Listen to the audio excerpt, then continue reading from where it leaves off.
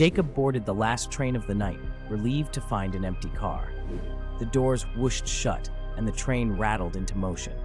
He settled into a seat, the steady clatter of the tracks almost soothing. But as the train plunged into a tunnel, the lights flickered and dimmed, casting the car in a murky, unsettling gloom. Jacob glanced around and froze. He wasn't alone anymore. Figures had appeared, sitting silently in the seats around him. Their faces were pale, eyes hollow. He tried to rationalize it. Maybe he'd dozed off, and others had boarded without him noticing. The train exited the tunnel, and light returned, but the figures persisted. Their mouths moved, whispering things he couldn't quite hear. Jacob's heart pounded, fear seizing him.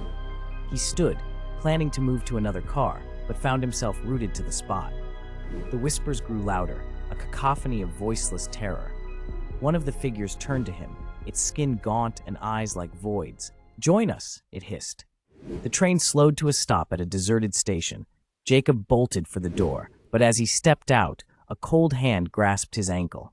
He looked down to see tendrils of darkness creeping up his leg. The train began to move again, the doors closing him in. The last thing Jacob saw was the spectral passengers rising, their eyes fixed on him, as the train plunged back into darkness.